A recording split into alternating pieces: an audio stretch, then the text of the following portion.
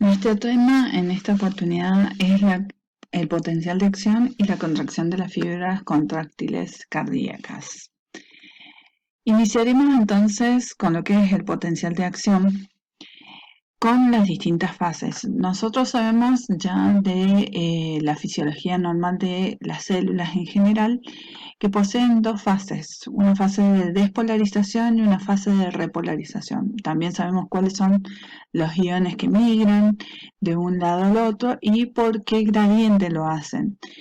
Principalmente tenemos que tener en cuenta que este proceso se va a hacer por difusión simple en una primera etapa y después va a haber un transporte activo que va a permitir que todos los iones que migraron de un lado al otro de la membrana vuelvan a estar en su posición anterior para que pueda venir otro estímulo y desencadenar nuevamente el proceso. Las fibras cardíacas tienen una diferencia con las otras células, ¿sí? Porque tienen específicamente el proceso de la contracción muscular. Ese proceso necesita sí o sí de que se abran otros canales más para que ingresen ciertos iones que participan en la contracción. Por eso vamos a empezar con la fase de despolarización. La fase de despolarización en este gráfico lo vemos en color verde. Tiene su inicio con un estímulo que recuerden que los da el nódulo sinoauricular que desencadena la apertura de los canales de sodio. La apertura de los canales de sodio con su flujo químico y eléctrico a favor provocan el ingreso masivo de este ion hacia la célula, lo que provoca también que que dentro de la célula se torne el medio positivo. Entonces, esto produce una despolarización rápida porque en muy poco tiempo de estar negativo pasa a estar positivo. Después se da una fase que es la diferencia con el potencial de acción que ustedes ya conocen, que es la fase de meseta o plató. Acá, en este caso, se produce la apertura de los canales de calcios regulados por voltaje lento. Quiere decir que este proceso va a ser pausado y no brusco como fue el anterior.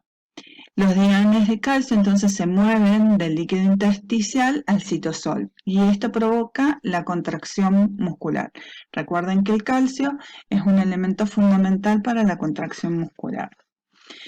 Justo antes de que comience esta fase de plató, se abren los canales de potasio. Recuerden también que al entrar masivamente el sodio, el flujo eléctrico del potasio cambia y al cambiar ambos flujos, tanto el químico y el eléctrico, le permiten al potasio salir. Entonces se abren los canales de potasio regulados por voltaje y sale mínimamente en una primera instancia el potasio antes de generarse la meseta o plató.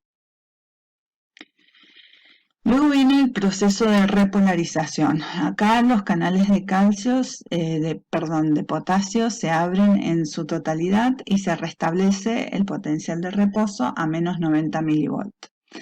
Pero en ese momento no está en disponibilidad todavía la célula para recibir una nueva contracción. Por eso se tiene que activar la bomba de sodio y potasio para que devuelva al sodio a su lugar que es externo y al potasio a su lugar que es interno. Eso me va a tardar un tiempo, ¿sí? Y eso sumado a lo anterior es lo que denominamos el periodo refractario, en el cual la célula no puede ser estimulada nuevamente. Por eso el periodo refractario dura más que la contracción. Entonces, vamos a tener periodo de despolarización, periodo de repolarización. La suma de estos dos me va a dar el periodo refractario, vamos a tener un periodo refractario relativo en las células normales, que es cuando ya casi todos los iones están dentro de su lugar, ¿sí?, de origen, pero específicamente en este tipo de células tenemos que esperar a que los iones tanto de sodio y de potasio restablezcan sus concentraciones dentro y fuera de la célula.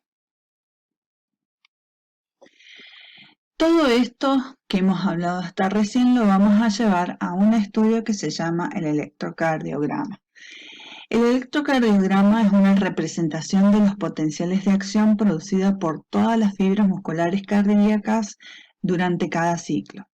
Tengamos en cuenta que el ciclo cardíaco, como ya habíamos visto anteriormente, está compuesto de sístoles y diástoles. Durante la sístole hay contracción de los ventrículos, pero hay relajación de las aurículas, y en las diástoles hay contracción de las aurículas y relajación de los ventrículos.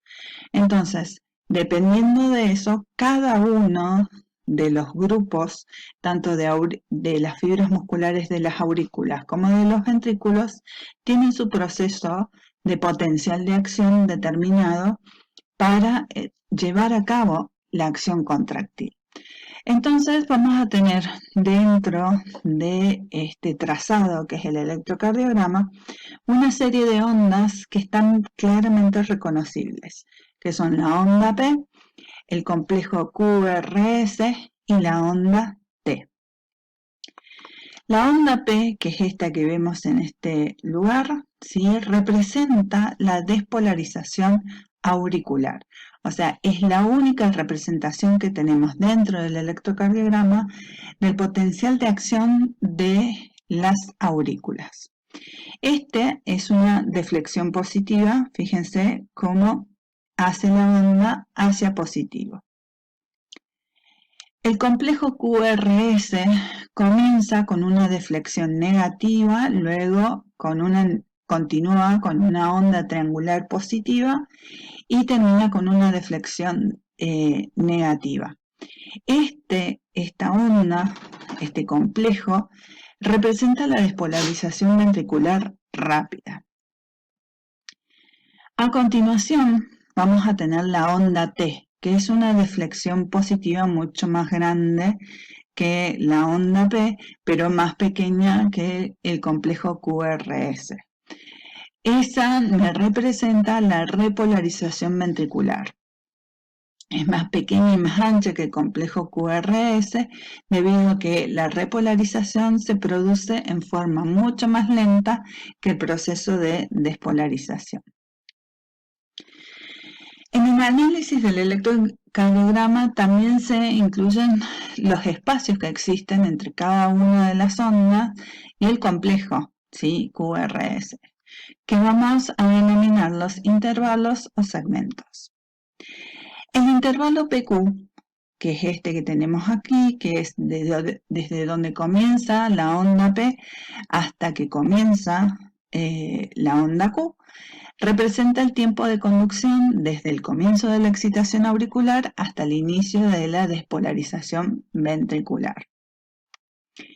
El segmento ST, que tenemos aquí, ST, representa el tiempo en que las fibras ventriculares contráctiles están justo en el proceso de plató, o sea, en esa meseta en la cual ingresa el calcio a la célula para producir la contracción muscular.